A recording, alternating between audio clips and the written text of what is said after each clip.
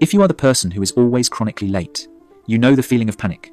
You look at the clock, you swear you have plenty of time, and then suddenly you are running 20 minutes behind again.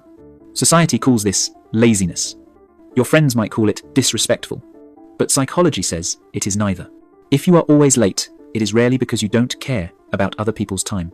It is usually because your brain perceives the passage of time fundamentally differently than the average person. You aren't rude.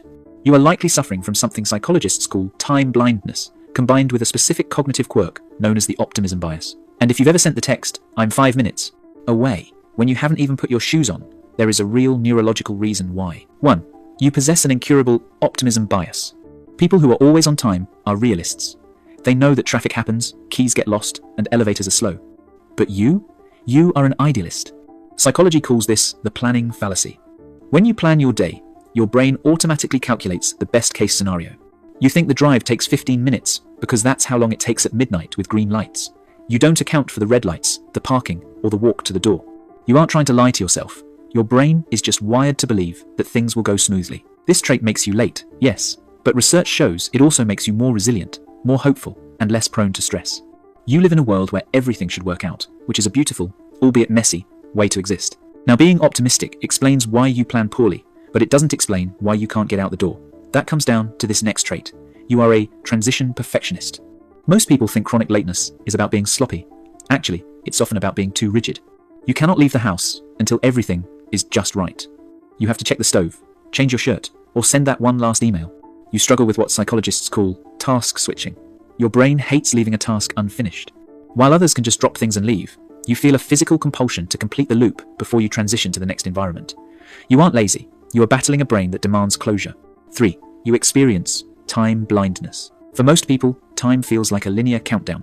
Tick, tock. But for you, time is a feeling. You have a brain that easily enters a flow state. When you are doing something you enjoy, or even just scrolling on your phone, you lose the sense of the clock entirely. Research suggests this is common in people with high creativity or ADHD traits. You look up and swear 5 minutes have passed, but it's been 40. This capacity for deep focus is a superpower in your work or your passions, but it is a curse when you need to catch a train. You don't feel time passing until the emergency alarm bells go off in your head. 4. You are addicted to the deadline rush. Let's be honest. Some part of you needs the pressure.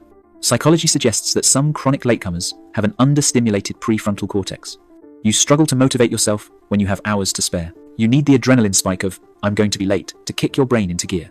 You subconsciously manufacture a crisis because that anxiety is the fuel you need to focus. You wait until the last possible second because that is the only moment your brain fully wakes up. You aren't disorganized. You are an urgency responder. Here is what this means.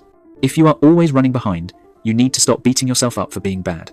You have a brain that values the now more than the future. You are likely creative, optimistic, and deeply focused. The world needs people who watch the clock, but it also needs people who get lost in the moment. You aren't broken, you just need to set your alarm 20 minutes earlier than you think you do. If you are the friend who is always rushing, drop a running emoji in the comments below. And if you want to understand the psychology behind your habits, hit subscribe right now, and also at least check out our newsletter in the description. I share some wonderful value there too.